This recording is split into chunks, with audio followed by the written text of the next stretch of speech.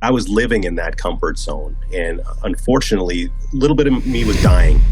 Every time I had to do what I liked to do, because it wasn't always my passion. My passion was to help and spread wings and so on and so forth. So if I could go back and say, okay, Brian, the 20-year-old, 30-year-old, 40, whatever age, even a couple of years ago, get out and spread your wings more. Get out of that comfort zone, spread your wings and meet people like Art. Meet people, go on different things and go to different meetings, because I was too stuck in the mentality, like you said earlier, of my dad's mentality, my grandfather's mentality. You work for a certain company for many, many years, you get your pension, you're done. I'm Art Blanchford, and this is Life in Transition. Welcome back to the Life in Transition podcast. I'm very excited to have with me Brian Alementi. And Brian is an elevator of mindsets and spirits. And I'm really excited to have you here with me today. A little bit of your story from our pre-discussion, but looking forward to unpacking it a lot more with you today, Brian, and understanding how you do that and how your life is working. Awesome. Well, thanks for having me. I appreciate it. Absolutely. Absolutely. So jumping in, Brian, what would you consider to be the most meaningful, most transformational, maybe most difficult, most useful transition that you have been through in your life? Well, it's a great question. It's happened most recently. We're of the same generation, and I was going down a life of real comfort. And I was with a company for many years in corporate and didn't even have a LinkedIn account. My wife said, you probably should get a LinkedIn account. And I said, why? I don't need any of that fun stuff, because I'm going to be working in this company for many years. My grandfather worked in the mines and did a lot of things and just retired for 40 years. And that was of that mindset that, hey, I'm going to work for a company and I'm going to retire and a pension and all that kind of fun stuff. And there was a whole thousands of us, and I won't say the name of the company or anything, but there was thousands of us that got laid off at once. And then there are future layoffs and so on. It just, the reality of the economy and the reality of real life happened. And it was abruptly a layoff. And I'm not ashamed to admit it, because it was anything that I did. It was just the unfortunate occurrence. And I think that was a pretty darn big transition, which is a good thing. And we talked earlier, that was kind of a gentle nudge, but maybe I need to retrain that to more of a kind of a shove. It was a firm push or a kick in the butt. But a couple of things I want to jump in here, though. Yeah. I mean, the fact is, the guys our age in our 50s, that was really the training that we had. Society tells us, get your education, get a job, work that job. And maybe in our age, maybe it's not just one company like it was in our father's generation, right, or our mother's generation, but maybe 2 or 3 companies, but you're going to work in the same industry, same type of job for your whole career, and then retire with a pension or 401k or a mix of that. Yes. So this is a training that we all followed, and it's normal and understandable. And then you got this wake-up call, this gentle nudge or a kick out of the nest or whatever you want to call it. When was that, Brian? When did you get this nudge out of the nest? Been just over a year. So it was the summer of 23. So yeah. So as you said, relatively recent, as you mentioned, is relatively recent, just over a year ago. Right. So congratulations already on being in such a positive space about it, even just a year in, because it can take some time. I mean, that's a huge change. Like, this is the path you're on, and very surprising, quick, kick out of the nest. Well, there's 2 ways to go. I always talk in 2 paths. I can go down the negative path or the positive path. And life is too darn short to dwell in the positive. There's a little bit of stinking thinking early on, like, Sure. Yeah, why me type of woe is me, but it was me and thousands of my closest friends at the same time that it happened to. But it's really, we've all had the triumphs and tragedies, and we've lost friends and family way too young. And it's one of those things that, hey, I am earning my place, and I'm earning the ability to be on this planet, to breathe the air and enjoy conversations like you and I are having, Art. Why go down the negative path? It was that stinking thinking was short-lived, but no, let's get back on the horse, Brian. And what can we do to be of value to not only me, my family, and others? Right. So quickly focused on what it is that you can do from here instead of crying too much about what's happened in the past. That's it. Exactly. Well put. You put it better than me. That's my job, right? What I love doing, sort of summarizing things. What has somebody told me the other day? Said, "Oh, you have a real gift for taking the complex and making it simple." So I just beautiful. Restate and go forward. But no, I think it's really interesting to be able to relatively quickly to something that most of us would consider a really bad event, to relatively quickly started to see the positive in it. It's normal in my life to say, oh, wow, that really bad thing that happened to me 15 years ago. Right. Now I see what was good about that. Right. Right. But to be able to do that, within a few weeks or a few months is really great. To be able to do it, I was just talking with my last guest about, to be able to do it in the moment is even better, right? To be able to say, hey, this thing that I would have considered as bad just happened. Let's go celebrate. Let's see what, and start to think about what's good in here. So you started to think pretty quickly, what's good? What can I do from here? That's exactly what it is. It's one of those things that I was doing what I like to do in the corporate world, a master trainer, training manager, and I worked with, and so I was doing what I like to do. Now it was one of those things, I don't want to stop doing it. We could retire, we're getting to that, but we still don't put me out to pasture yet. Right, right. I still want to do what I love to do. Right. And I've been doing this since third grade. I mean, this is something that I've been getting up in front of people and entertaining and putting that positive bolt wherever I can. And so I said, okay, what can I continue to do? I loved doing this, but it was within a silo with one company. And I had made good friends. I was sought after and people asked me to do certain things. But now I look at it from, okay, that silo is now broken. Now I am able to spread my wings and meet people like you, Art, and go on different podcasts and different stages throughout the country and spread my wings. And the thing is, one of those aha moments, I used to teach a lot of classes and we'd say, what was your aha moment today?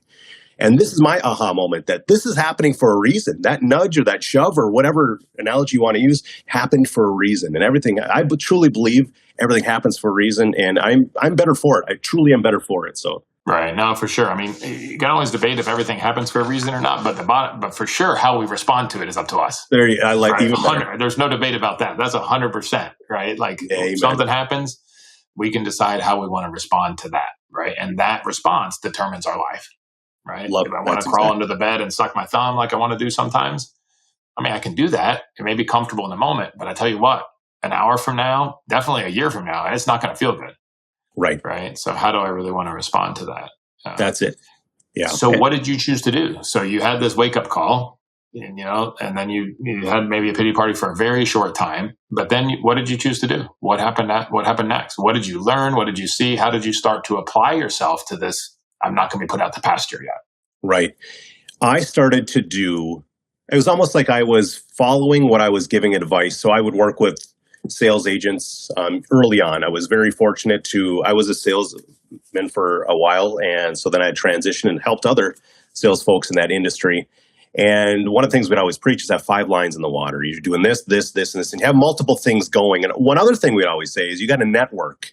And my little joke was I said, don't not work. You've got to network and meet people and talk to people and go out, especially if you're doing a service like what we were doing and what I'm doing now. So I'm practicing what I'm preaching now and networking more. What I never really had to do it as much because I was in that silo. I was asked to talk, or I was teaching a class, or I was doing whatever happened because it was my gig. That was my job.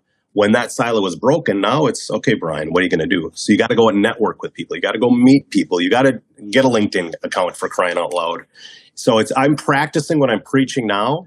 And I wish I would have done it years ago. But again, really? Would I have appreciated it 20 years ago? Would I have had the life experience 20 years ago? No. So now this is what you said, what am I doing? I'm networking more and more. And I'm an extroverted person by nature. But sometimes I'm uncomfortable just going, hey, do you want to chat or do you want to Zoom or do you want to? That's not easy for me all the time.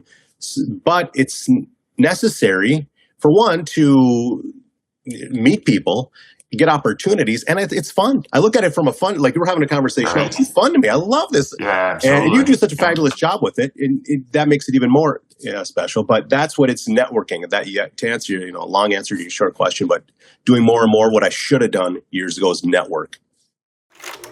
This episode of the Life and Transition Podcast is brought to you by Midlife Transition Mastery.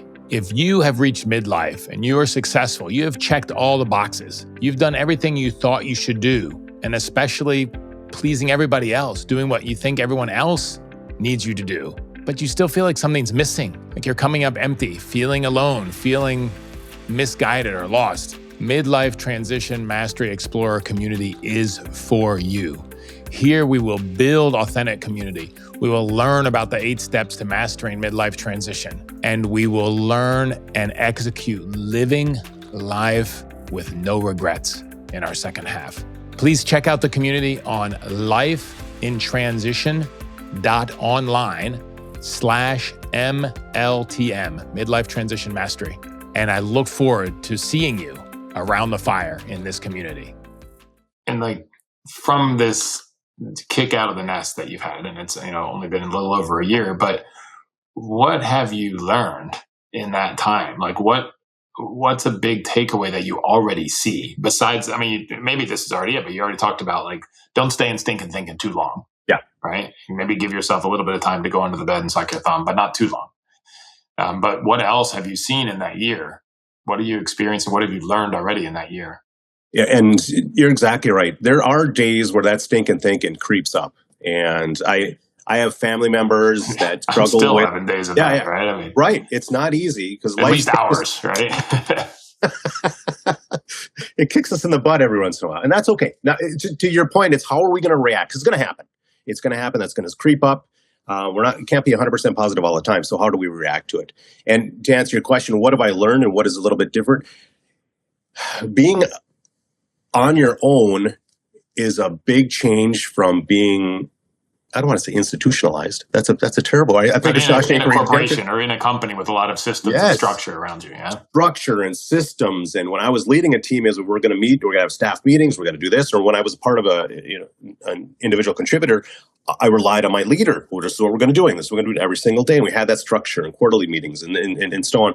That's the biggest change. Now it's okay, Brian, you got to get up.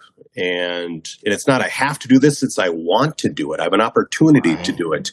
And I don't want to get too heavy on you about it. My father passed a few weeks ago. And it's one of those, thank you. But it's one of those things that I go, okay, I have an opportunity to continue to do what I love to do. And I know he would love that opportunity to be here. And so I'm doing this I'm earning my place. And so to answer your question, I've got to learn to appreciate the time. I've got to learn to put more structure into my life. And it's not easy because those weekly staff meetings that I'd have, it's only up to me now. There are those quarterly ROI meetings. That's up to me now. And where I had 30 years of that and where it was beating my head that now it's a little bit different. Like you were in a corporate and you did very well and so on. So you can share in that thinking a little bit. Yeah, no, for sure. It's very different when we're doing things on our own than when there's a lot of third force out there. But what did you call it? Third force, like outside of ourselves, right? I've never heard of that. Right, like if I've got a full slate of meetings today and there's 10 people in each meeting and they're waiting for me to show up, that's the third force. That's going to keep me motivated, right? That's going to follow up. And yeah, we have to figure out when we're on our own, we have to figure out ways to build that in, right? Yes. So that we have that. And it helps a lot because it really comes down to how do I want to contribute, right? And really, what do I want to offer? And then that becomes more of an intrinsic motivation than just having to have the external, though the external still can help a lot. But I like what you said, though, but even if I take a little bit of an exception with the word, but you said I earned my place. I think everybody has a place just by being a human being, right? In my language, being a child of God, right, gives us a place, makes us worthy of belonging and love. And to give back and contribute is what we do with that. Right. Yeah. Right. There's a lot of different words for this, but I think this is from Julia Cameron from Artist's Way. She said that, our creativity is God's gift to us. What we do with it is our gift back to God. Right. Or what what we contribute to the world is our gift to society, if you want to put it that way. Right. So, I think, your place is earned, and what's going to make you feel good, as you know, is to do something that's worthwhile, right? Is to contribute something back, right? That's it. Exactly. To keep going. And that's a very good thing to learn. And I want to congratulate you on not taking too long to think about it after, you could go back to another job. Yeah, you could, or you could do it on your own, and you're doing it on your own. And how is that going? So a year in, how is that going? How is your work from a fulfillment standpoint, like from a service standpoint that we just talked about, from an economic standpoint? How is it going a year in, Brian? All of it's good. It's one of those things that I went into it. I have a certain skill set, like you do a very good job with it. I have a certain skill set, whether it's in front of people on stages or one-on-one. And so that I'm continuing to, I always say you got to continue to sharpen your skills and hone your craft. I'm continuing to do that. That's never going to stop. Yeah. But I'm seeing this, it's a ramp up. So I'm getting asked more and more to help, getting more and more to add my value, which is good. And that's going to continue. That moment, it's one of those things, it's tough to push that rock right away. But once that rock starts to go, it's a lot easier to get that momentum and keep going. And I'm not making things up. I'm not trying to be somebody I'm not. So that's something that's very easy. And you said we all have a gift and we all have a passion. And I truly believe that. That's what I preach all the time. And preach is maybe a bad word. That's what the message I use is we all have a gift. And if you can use that gift and unleash that gift, even a small percentage every single day, you're going to be happier. And the people around you are going to be happier because it's one of those things that people can tell. It's almost like a force. I'm a big Star Wars guy. The force is with us if you can do that. So I don't know. Yeah, no, absolutely. So how would you think, I know it's, again, a relatively short time, just over, it's like 14 or 15 months. How has this transition affected other areas of your life? How has it affected your relationships? How has it affected your health, your mental health? How has it affected other areas of your life, Brian? It really does. It directly affects my psyche. I wasn't happy every day at the job I used to have. And you can't every day. You can't really do that. But I was living, I hate to say a lie, but that corporate structure was very tough because I wanted, and I even early on, I spoke with a leader of mine and I said, this is what I really want to do. How can we work? And unfortunately, that person's hands were tied. We were in a big company. You can't just make exceptions for Brian. Okay, Brian wants to do that. We've got thousands of employees. But what I proposed to my leader is what I'm doing now. Isn't that funny? Right. So now I am so much happier now. And this is my gift. And we all have a certain gift. If I could dunk basketballs or if I could, be a professor of math, I would be doing that. But I can't. I can't do either of those. But this is what I can do. And this is how I can shed value to others. And from a mental perspective, this has really helped me. You asked, what is it helping? Just from a fulfillment, from a mental, and there are some stinking thinking days going, gosh darn it, gosh darn it, I wish and so on. But those are short lived. Where before it had a longer tail. So now it's more of let's on the horse because this is what you love to do. Shame on you if you're gonna have stinking thinking too long because that's on you, not Brian. It's not on somebody else. It's not into the third force there. So it's other areas. So part of it, just to capture that, then Brian. So part of the reason that you have better mental health is because you recognize now this is the life that you chose. Whereas maybe you even chose the life before, but you didn't recognize it, right? You felt a little bit of a victim, a little bit less agency, or a little bit less empowered because you're constrained by the system. Right. That's it. But then the system kicked you out. So now you're unconstrained and now you're recognizing that, hey, I get to build it however I want to. And just that fact on its own there's something that feels good about that makes you feel stronger and have more agency in your life. Exactly. Yep, exactly. That's it. And I love the relationships I had. I loved the people I worked with, but it was that bubble. It was that, if you want to call it a safe space, it was that, it had a duality. It was a safe space, but it also caused some stress and it caused some things that I wasn't so happy with. But I think of myself as a third grader in Mrs. Peplinjack's class, where I get to get up in front of the class and do my little pantomime or skit or whatever it is. Right. And now I'm doing it as a 50-plus-year-old, but that happiness, it's almost like a bookend. When I was 7, now I'm in my 50s. Here's the happiness that I got. It took a lifetime to get back to that third grade mentality and that third grade happiness, but it all happened for a reason. And now I get to appreciate it. Now I get to really live what I was supposed to do. Wow, that's awesome. And how has that affected, Brian? How has it affected your other, say, primary relationships in your family and close friends? How has this transition affected those relationships? So there's pros and there's cons. It's one of those things that I was making a good living. And as a corporate job, as you know, you get a steady income every couple of weeks. Yeah. And then you might even, if you're lucky, get benefits, and maybe you have a car benefits or whatever. Yeah. So a financial, my wife, who I've been married now for 23 years, is congratulations. Thank you. A big leap of faith. Here's Brian doing really well, and Now Brian's not getting any steady income. Now we've got to build that up. And it's word of mouth. It's doing things, work longer hours and so on. So that relationship with my wife, she, bless her heart, she had to take a leap of faith on me to know what I want to do long term. This is I would always say you got to take, and it's the old adage, you take 2 steps back to make progress and forward progress. So that's what I'm doing now, is taking a couple of steps back. But now I'm seeing the momentum. Now I'm seeing the happiness. But it wasn't easy early on. Say, this is what I want to do, honey. Really? Oh, but she knew that's my passion. But just from all the other things, we got to take a step back. But now I have a little bit more freedom. I get to go to my son's soccer games a little bit more. I get to go. So there's some scheduling freedom now that I have the ability to. My daughter's in college at the University of Wisconsin. We have the ability to go down there. I don't have to take PTO. I don't have to do right. So there's pros and cons to everything, but by and large, this is just, I was meant to do this. This is, you said early on, we were given a powerful statement, Brian. Yes. I was meant to do this. A powerful statement. Yes, I agree. Yeah. No, and I think it's really good to notice that, like, a couple of things that come up for me there. I mean, transitions aren't easy. And they definitely, especially in the short term, and yours is really relatively short term, right?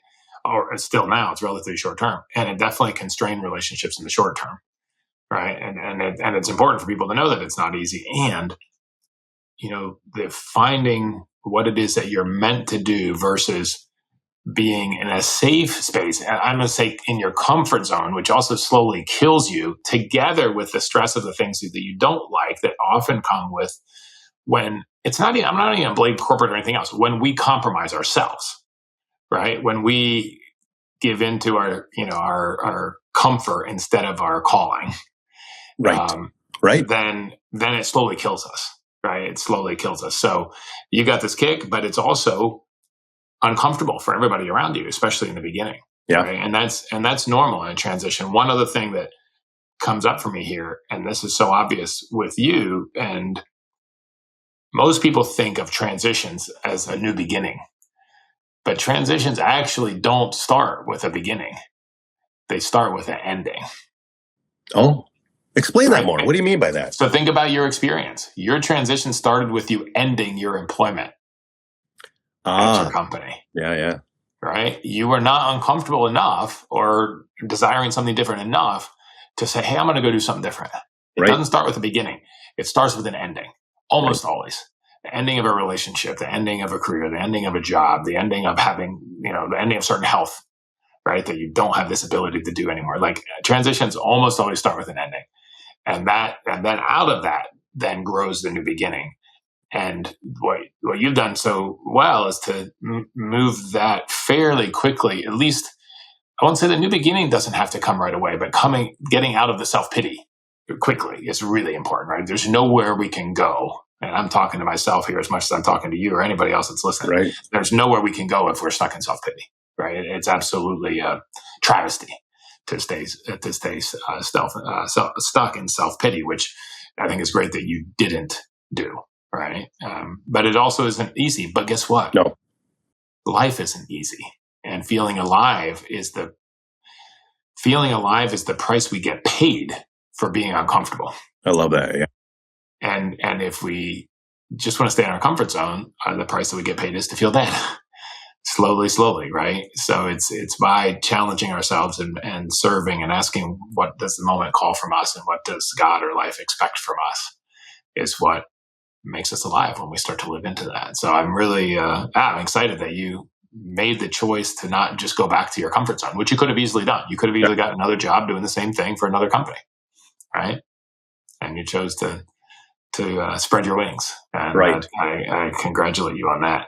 If you could go back to your younger self, maybe even before this 1 year ago, but maybe even just a year ago, but is there anything you would tell yourself with the experience and wisdom you've gained in this short time since you left your job and what you've seen? Is there anything else? There's anything you would do differently? Is there something you would tell your younger self, whether it was a year younger or a 10-year younger self or 20-year younger self?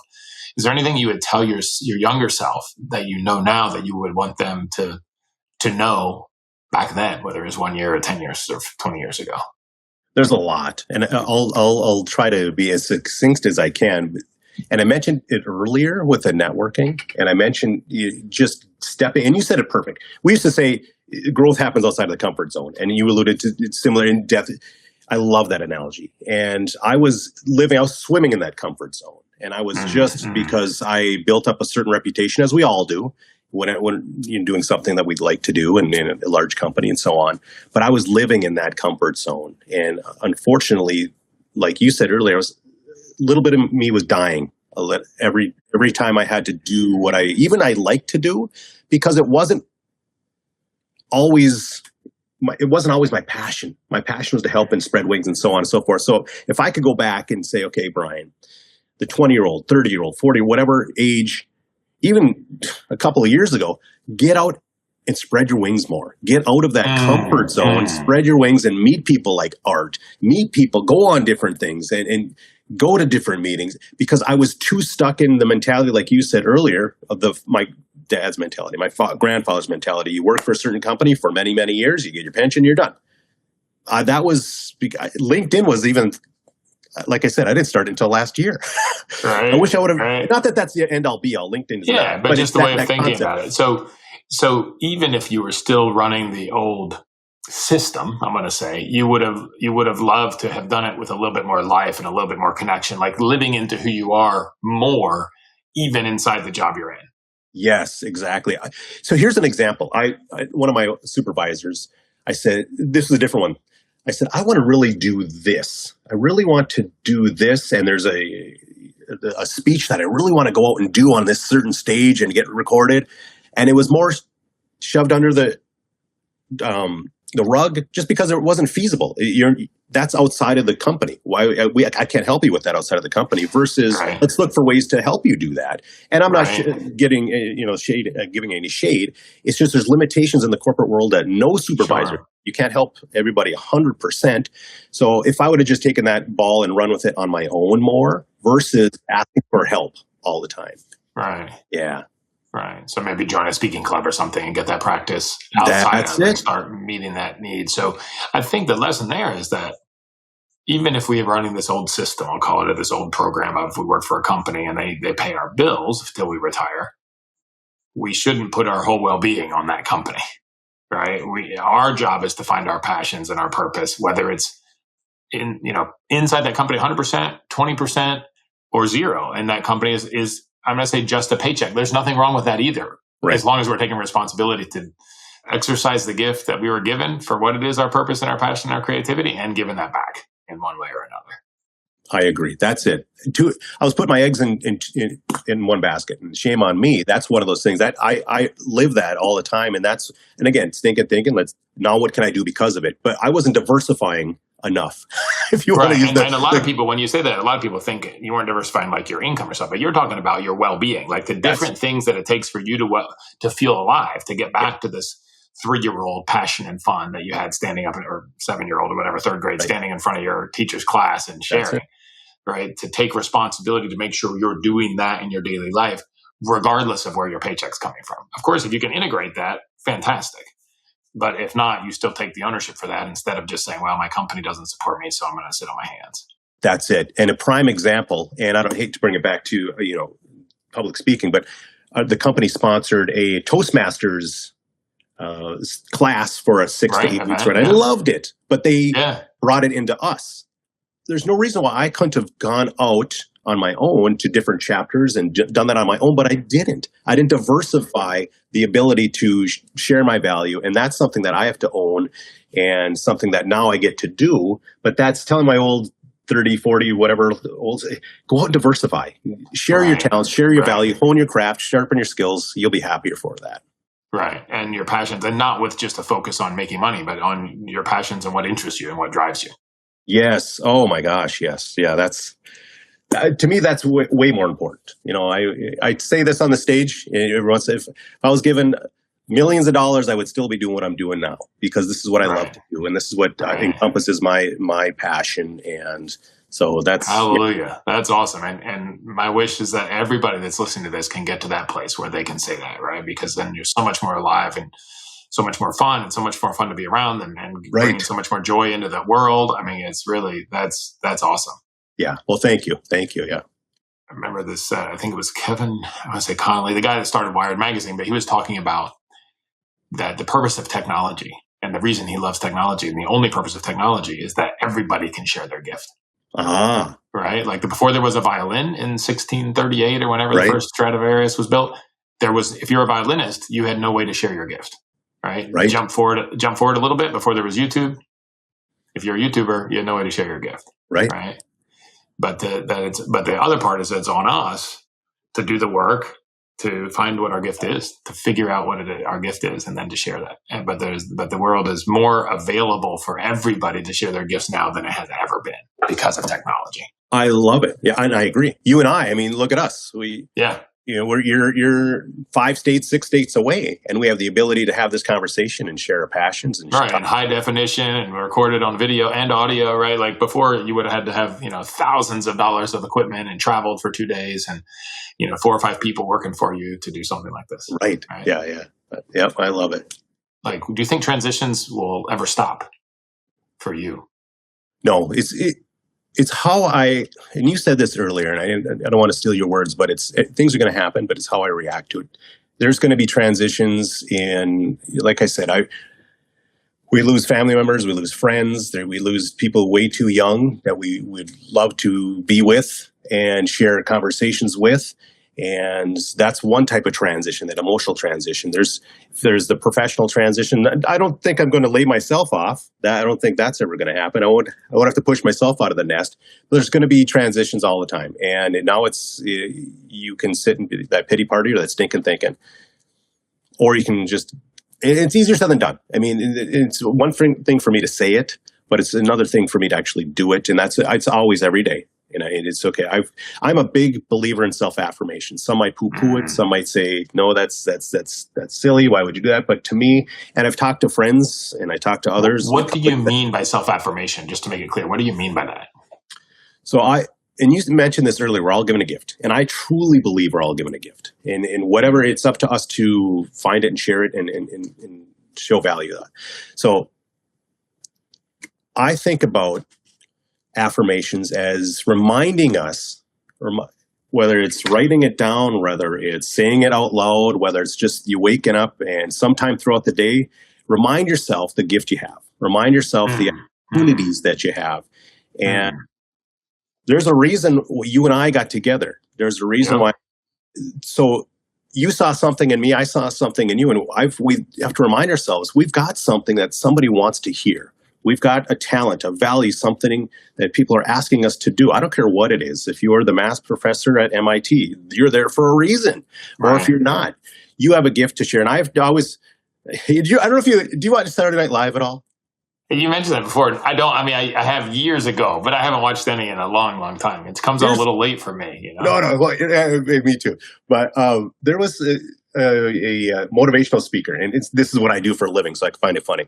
That his name was Stuart Smalley, I believe, and Al Franken was who played him. And he would say, "You're good enough, you're smart enough, and doggone it, people like you." And he had Michael Jordan on one time, and Michael Jordan was in a pity party and feeling bad about he wasn't playing good basketball, just how funny that is, but because he's one of the best in the world. And he would say, "Michael, repeat after me. You're good enough, you're smart enough, and doggone it, people like you." And it was funny, obviously, Saturday Night Live. But there's truth into that. Absolutely. I truly believe that. Hey, I'm good enough. Why not me? I'm smart enough. Why not me? And people like me. I hope people like me. So that's where the self-affirmations, and some people like it, some don't, but I truly believe in that. And if you need somebody like me to remind you of that, or whomever to remind you of that, I think that's worthwhile to seek that person out. No, I 100% agree. And I mean, it's affirmations. And that's why I asked what were you talking about? It's like programming, but you can have negative self-talk, right? Which is what happens a lot. Like that voice that runs in our head most of the time, that inner critic. If you had a friend that sat on the couch next to you and talked to you like that, how long would you be friends with that person? Right? I mean, a millisecond. You would say, "Get the F out of here. I'm done." Right? But yet we'd let that voice run. So what you're talking about is just changing that voice, using your will to change that voice to recognize the good things about you. Right. And that is really powerful. So no, I think that makes a lot of sense. And like you said, you're always going to be changing. You maybe won't fire yourself from your business, but how much you do on speaking and how much you do on coaching and how much you do on training, those things will evolve, and you'll evolve as a human being, which is what makes us feel good, to grow and to learn, to keep learning and growing is how we stay alive. But it's outside of our comfort zone. But that's how we stay alive. That's how we. And I want to give you some. Somebody said I want to give you flowers. Is that the new way of saying I want to give you some compliment? A new compliment. Affirmation. Yeah. You did a big hike or a big run or from it was a combination of the two, rim to rim to rim, actually. Rim to rim to rim. Rim to rim to rim. So in my I'm nowhere to your level. And I think we have a common friend that's done multiple races and Ironmans. I'm not to your level at all, but I've done 17 marathons, and that might seem like a little to people. That might seem like a lot to me. That's a lot. But I go into it in chunks because I'm not a runner. I am the slowest runner, but I just want to finish. I just want to finish because throughout the race, I give myself self-affirmations, and I go, okay, make it to the next block. Don't worry about the 26.2. Make it to the next block. Make it to the next water. Make it to the next. And I chunk it out like that. And that's how I live my day. That's how, okay, let's get through. We're not get through it, but we've got a great call coming up. Let's take this next step. Yeah. What the next step? The next step, there was a famous speaker said, do 1% better. Try 1%. And I think that for me, that works because I always have goals. We all have goals, but sometimes it can be daunting. Something too heavy. I'm never going to do, I have 10 million in the bank, or I'm never going to be this type of person or whatever. Okay, but I can chip away at it. I can put that dollar away today, or I can do this, or I can account whatever, not monetary, always monetary, but just achieving certain things, but in chunks. In training, we call it chunking. So we're going to chunk a little bit here, and we're going to chunk a little bit there. No, but I think that's really important. And I want to add to it because there's another dimension to it. There's like the chunk of how much step can I take in this dimension, but there's also this chunk, like, what can I actually do? Because, and this comes up when I think about rim to rim to rim, because I had a pretty bad mountain bike accident a month and a half, not even a month and a half, like a month and a quarter before rim to rim to rim. Wow. And you can see a little bit of what's left over. Oh my God. From this October 27th. So I really seriously damaged this elbow, but more importantly, I really damaged the shoulder, my rotator cuff. It's still a pain. I can still not lift it more than there, right? And it would have been easy as soon as I hit the ground. I mean, I hit hard and I could feel the impact. I was like, whoa. First thing I did is check my legs. I'm like, okay, my legs are skinned, but there's no I can still run. Like, that was my first thing. Like, I could have easily said, okay, rim to rim is off. Right. But I didn't. I said, what is it that I can do? Right? What can I do? Well, can I walk? Yeah. Can I run? Yeah. Can I use 2 hiking sticks? Like, because with running with the hiking sticks? No. At the beginning, I couldn't. But can I use one? Yeah. So I can still go out. So I was still doing my 20 miles of training. Like, literally 2 days later, I was running 20 miles, even though I was, because, okay, a little bit of skinning is not going to hurt you. But the shoulder, I can't lift it this way. I couldn't do a lot of things with it. But this motion, I could still do. So I could still run. And by the time I did rim to rim, while my shoulder is still really a pain, I could do 2 sticks. And I did 40,000 movements with this arm that day. 40,000 without damaging it. This episode of the Life in Transition podcast is brought to you by Transition Mastery Coaching. If you have made it to midlife and you're successful and you are going through transitions in your life, in your business, in your career, or in your organization, and you're looking to master those transitions, to make the most of them, to accelerate into the next phase of your organization or your life. If you're facing challenges in your business, challenges in your relationship, challenges in your health, and you really want to transition those quickly, I'm here to guide you for that. And I look forward to working with you. And you can sign up for either Pinnacle Transition Coaching or Summit. Please go to lifeintransition.online/MLTM and scroll to see the Summit and Pinnacle Coaching, or reach out to me directly on my email, art@artblanchford.com. And I look forward to connecting with you and helping you to accelerate your transitions to achieve what it is that you want to achieve in the second half in your organization and in your life, so you can live your whole life with no regrets. So this thing about, what can I do as far as the next step in front of me, and not assuming I can't do things because they're beside me too, or I hurt this, so I'm assuming I can't do that. I'll give another specific example. Like the crew that I was doing the rim to rim with, one of the things that they did every day is they did 5-minute planks. Oh. Right? So they hold a plank for 5 minutes. Now, I don't know how many of you guys in listening have tried planks. A lot of people, when I share that, like, oh, I could do a plank for 5 minutes. I'm like, I've never done one. Explain to me. Not. Is it like sitting up in a... No, you hold push-up position with your arms straight. Hold it perfectly straight back, in line from the tip of your head to your heels, right? For 5 minutes. Hold. Most people, I could do that. No, you couldn't. No disrespect. Right? But anyway, so what was interesting for me is, first of all, I said, well, I can't do any upper body workout because of my shoulder. But then I thought, well, instead of saying that, let me try and see if I can do a plank. Now, I still can't do a push-up, but I can do a third of a push-up now. I couldn't do a push-up at all then, but I could hold myself straight, and I could still get a pretty good upper body workout, and core and so forth, just by holding plank. And then, so that's like what I call to the left, like, what can you do? What can't you do? Instead of saying I can't do the whole thing and I have to stop, like, try it. Like, see what you can actually do. Where is the actual limit, not the one I tell myself in my mind. Yeah, I love that. Yeah. Right? And then the longitudinal one, the one in front of us, is what you talked about, breaking the marathon down to a mile or down to the next water stop. Doing a 5-minute plank is really hard. And if I just thought about a 5-minute plank, even now, I would stop at like 3.5. But I don't think about a 5-minute plank. I think next 10 seconds. Next 10 seconds. Yeah. Next 10 seconds. And even though I feel like I'm going to collapse at 3.5, I think I can do 10 seconds. I can do anything for 10 seconds. Right. Yeah. And I keep stacking those 10 seconds. Next thing I know, it's 5 minutes. Right. And so there is something really powerful about just taking the next step and not thinking about too big. Right. So I think but I wanted to add that I want to call it lateral dimension to it as well. Like, we stop ourselves a lot just because, something I had injuries on my left knee and 2 injuries on my right foot. But instead of saying, well, I can't run because of that, okay, what can I do? I would change the question. What can I do? Well, this type of injury, I need to get a wider shoe. But if I get a wider shoe, then I can still do it. Or this thing that's going on with my knee, you know what? It actually doesn't hurt when I run. Hurts when I do other stuff. It doesn't hurt when I run. So let's see if we, what can I do? Right? Sort of broadening this thing laterally, and then break it down in short steps, longitudinally, if you will, as well. Yeah. And then it's amazing if we don't stop ourselves, right? At 3.5 minutes in a plank, I'm going, there's no way I can do 5 minutes. And then I'm stopping myself. Yep. And the way I feel right there, I can tell you, I don't think I could do 5 minutes. Right. But I can do 3:40. I can do 3:45. I can do 3:55. And then all of a sudden, it's 5 minutes. Right. Yep.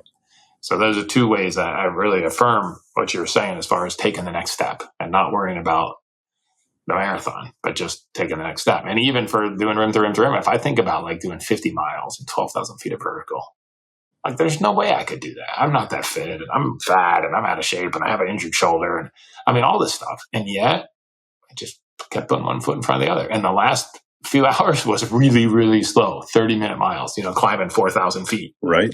Wow. Right. But just keep going, and my overall time was quite good. Even, I mean, from what I thought, it was exactly what I thought it would be. Even with 30-minute miles, 2 miles an hour, the last 4 or 5 miles climbing out at the end of the day. But that's why you do it, right? To see what you're made of, and if you don't ever push yourself, if you don't ever try something that you don't think you can do, you never find your limit. And finding your limit is what makes you feel alive. Finding that edge of the comfort zone, like, what's really my capability, and then see if I can push through it. Yep. Right? Yeah. So that's the lesson from physical stuff, and why I do them, so that I can apply those things, so I can have those sort of hardwired in to apply to the other areas of my life as well. I love it. I love that whole that full thinking, not only longitudinally, but the latitude. I mean, it's the whole. There's a saying that I think it was Oliver Wendell Holmes, and would say, a mind once stretched by a new idea never regains its original. Yes, I love that. And that's that whole thing. If you don't try something, how do you know? And once you've tried it,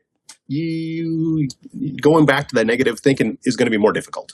Or going back to that same mentality is going to be more difficult. It might creep back up, but yeah, I like that. That wall, when you're doing that, I always think of thing in visuals, that latitudinal, the walls. Okay, if I can break through those walls, now I can move forward a little bit, because I'm only putting the limits on myself. And sometimes there are some limits physically. There absolutely are. Don't get me wrong. I can't do stuff with my arm right now. Right. But there's so much more. Like, I could just say, hey, I have a rotator cuff injury. I can't do anything. And that's where I would start. And I was even thinking, like, even when I started to, like, I was doing the upper body workout this week, and I thought, okay, I'm going to try this push-up. And I started going down, and about halfway down, I said, oh, that hurts. I can't go. I mean, that's getting dangerous. I need to stop. So then my first thought was, okay, I can't do push-ups. And I thought, no, wait a minute. Let's break it down another increment. I can do a third of a push-up. Yeah, right. Right? So let's do a third of a push-up, right? Or I can't do flies. Well, I can do one arm fly. Maybe I can do this arm with no weight. Nope, not yet. But let's see, like, to be curious and figure out where the limit actually is instead of putting self-imposed limits, instead of making our own jail cell, right? Let's see what's actually possible. And I think, when we do that, like, I've been surprised. Like when I crashed my bike, at that moment, I didn't think that I'd be able to do rim to rim to rim. When I first got invited to do rim to rim to rim, I thought there's no effing way. Like, I could do rim to rim. Like, that was inside of my understanding. 25 miles, 6,000 feet of vertical. Yeah. Okay.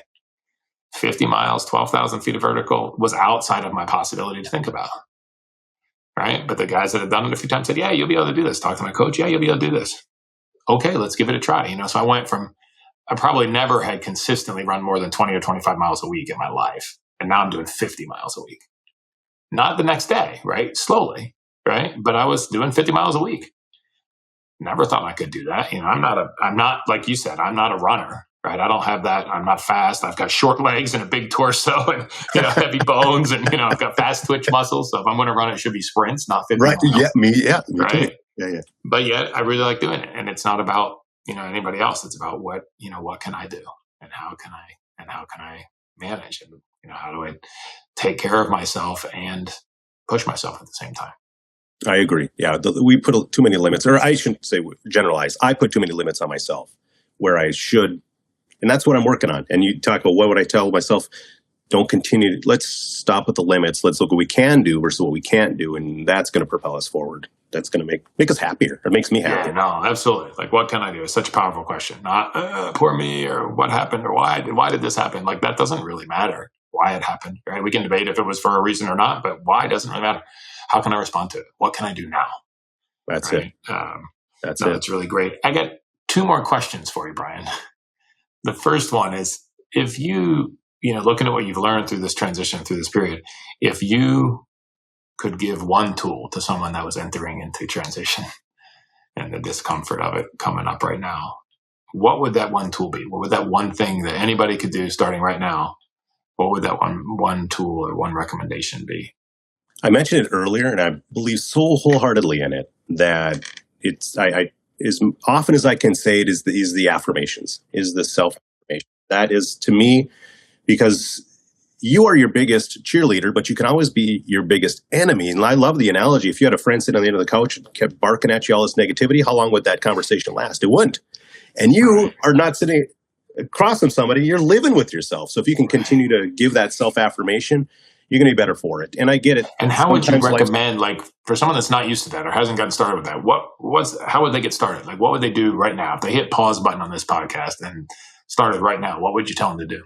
I'm a big believer in taking an inventory. You don't have to write a spreadsheet. You don't have to make it all fancy. What's an inventory that you like to do, what you're good at, and do those things. It's going to make you feel better. And you'll start realizing, hey, I'm pretty good at what I like to do. So it's not, I have to do this. I got to do this. What do I like to do? I mean, life is too darn short. What do I like to do? Right. Now start saying, okay, I'm pretty good at this. Let's continue down this movement of this momentum. So that's just take an inventory of what you like to do. And I get it. The older I was getting, I was losing that spark. And I had an opportunity to invigorate that spark. And that's what I'm doing now. So I'm just I like to do this. Brian, you're pretty good at this. Brian, you're pretty good at this. Let's continue down that momentum. And it's not being cocky. It's not being boastful. It's, hey, this is what I was talking through. This is what I was meant to do. You were meant to do certain things. Now let's start because unfortunately I see too many people, and I've talked to too many people, and I know too many people that are really good at certain things. And I don't want, or why? I would love if you do that, or I would love to be around that if you do that. Sometimes it just takes an encouragement. Encouraging yourself is where it starts. I believe. Awesome. So encourage yourself. Like, recognize what you're good at. Catch yourself we're good at catching when we make mistakes. Catch yourselves when we do something right, and recognize that and affirm that in yourselves. Yeah.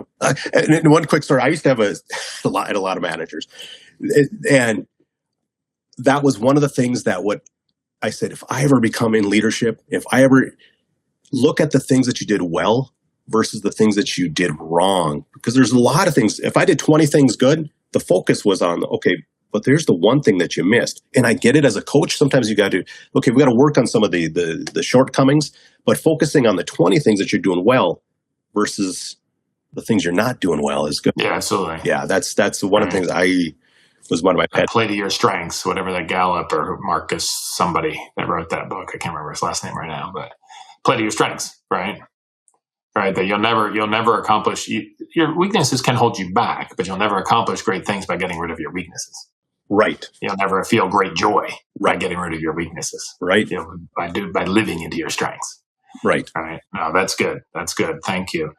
Then the last question, Brian, like where can people find out more about you? If they want to reach out to you, they want to connect with you, what is the best way to do that? Well, now that I have LinkedIn for the last year, there's a fancy new thing called LinkedIn, everybody. You can go on and search my name on LinkedIn or brianalementi.com. And there's videos and contact form.